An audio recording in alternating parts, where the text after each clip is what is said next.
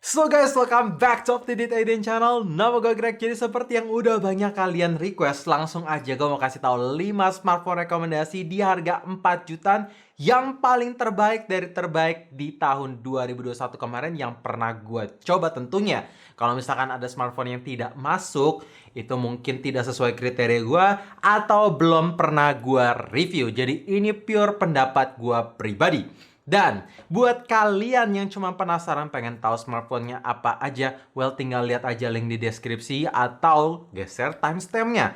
Tapi kalau misalkan kalian bener-bener nyari smartphone baru di harga 4 jutaan, make sure nonton sampai habis karena gue akan kasih 5 alasannya juga supaya nggak asal rekomenin aja tanpa tahu apa bagusnya. So langsung aja tanpa basa-basi lagi, let's check it out.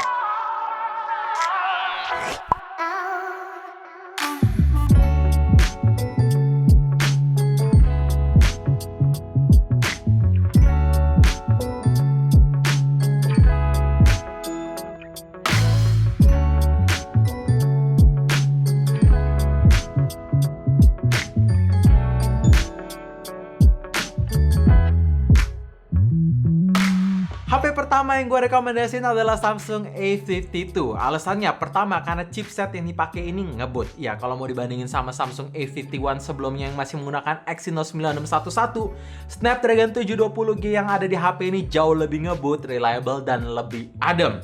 Kedua, panel masih menggunakan Super AMOLED yang tentu vivid, vibrant seperti ciri khas Samsung, tapi dalam segi refresh rate dapat peningkatan jadi menggunakan 90Hz yang akan menambah user experience sehingga lebih nyaman untuk digunain jangka panjang. Ketiga, perekaman video di Samsung A50 series so far belum pernah mengecewakan, selalu bagus dan stabil, dan sekarang ini bisa lebih bagus lagi karena tersedia optic image stabilization sehingga video tentu lebih stabil, dan kalau misalkan kita mau foto night mode hasilnya bisa lebih detail. Keempat, walaupun HP ini belum support 5G, tapi ini yang gue suka, Samsung bisa menjamin 4 tahun security patch beserta 3 tahun major software update. Jadi long termnya lama banget, apalagi setiap bulannya Samsung rajin banget kasih update. Kelima, fitur-fitur yang ditawarkan komplit. Tersedia stereo speaker, NFC, fingerprint under display, dan yang paling penting, tersedia sertifikat IP67 water and dust resistant. Itu keren. Walaupun di tahun 2021 kemarin Xiaomi nggak ngerilis HP di harga 4 jutaan, tapi tenang sudah diwakilin sama sub-brand mereka yang sudah berdiri mandiri, yaitu Poco X3 GT. Alasannya pertama karena chipset yang dipakai yaitu MediaTek Dimensity 1100 punya performa yang ngebut di kelasnya. Mau pakai main game berat asik aja dan suhunya masih tergolong adem. Kedua, long termnya panjang karena sudah support 5G, bahkan support dual 5G. Jadi ketika kalian mau pakai dua nomor dalam satu HP, ya dua-duanya support 5G. Walaupun sekarang ini memang antena band di beberapa provider yang support 5G belum support, tapi at least yang penting long termnya aman. Ketiga, ngecharge-nya support 67 watt mid turbo charging yang bikin pengisian daya ulang dari angka 0 sampai 100% di bawah 1 jam aja. Apalagi untuk brick chargernya sudah di-include di dalam box pembelian. Keempat, fitur-fiturnya seperti biasa Xiaomi selalu komplit. Tersedia IR blaster, NFC, dan stereo speaker juga. Oh ya, tentu untuk haptic vibration juga gua suka. Terakhir, kelima, walaupun layarnya belum menggunakan Super AMOLED ataupun AMOLED masih menggunakan IPS LCD aja, tapi dalam segi user experience-nya bikin betah. Karena sudah support refresh rate 120Hz, layarnya support HDR10, dan brightness-nya juga udah terang ketika kalian mau pakai di kondisi outdoor. Oh ya, untuk proteksi sudah menggunakan Corning Gorilla Glass Victus yang paling terkuat. Rekomendasi smartphone ketiga adalah Realme GT Master Edition. Alasan pertama karena panel layarnya sudah menggunakan Super AMOLED dari Samsung, sehingga kualitas layarnya itu bagus, bahkan refresh rate-nya itu support 120Hz yang mulus, konsisten, bisa berjalan dengan baik.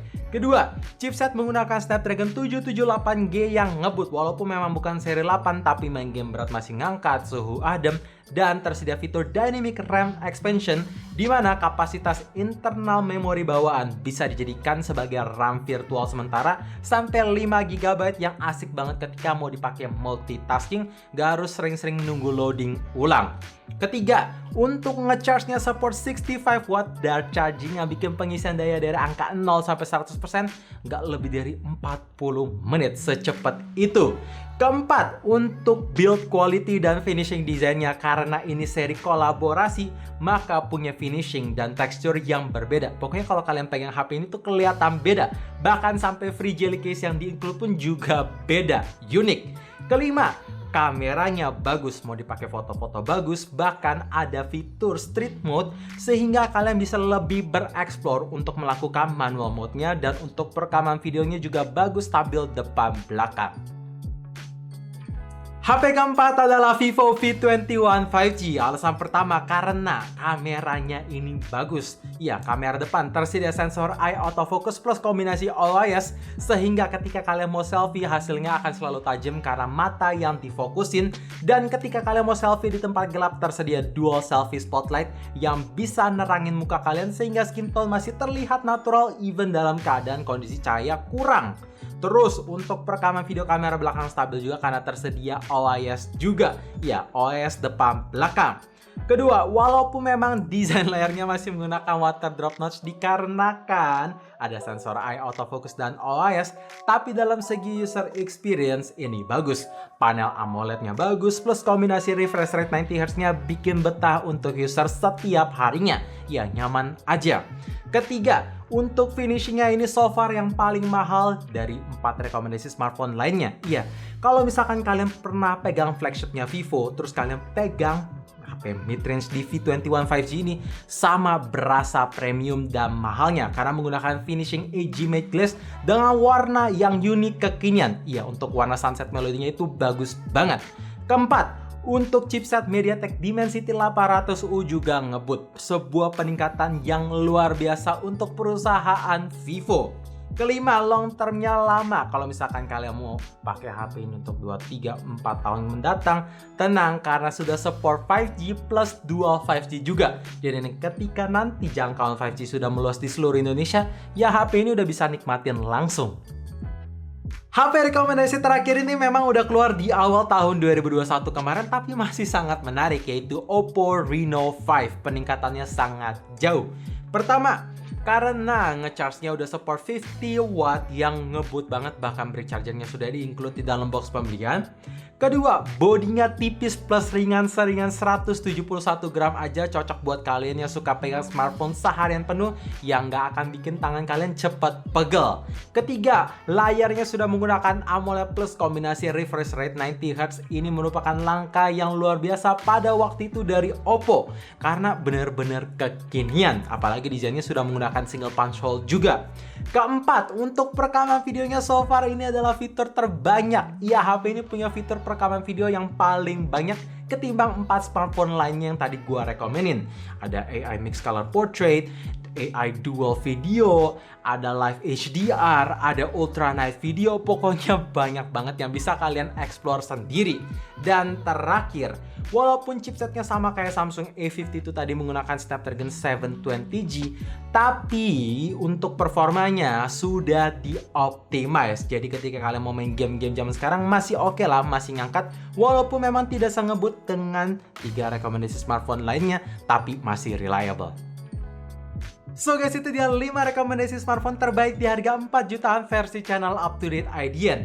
FYI, kelima smartphone ini punya peningkatan yang nggak main-main alias sangat signifikan ketimbang generasi sebelumnya, jadi tentu sangat layak dibeli di tahun 2022 ini.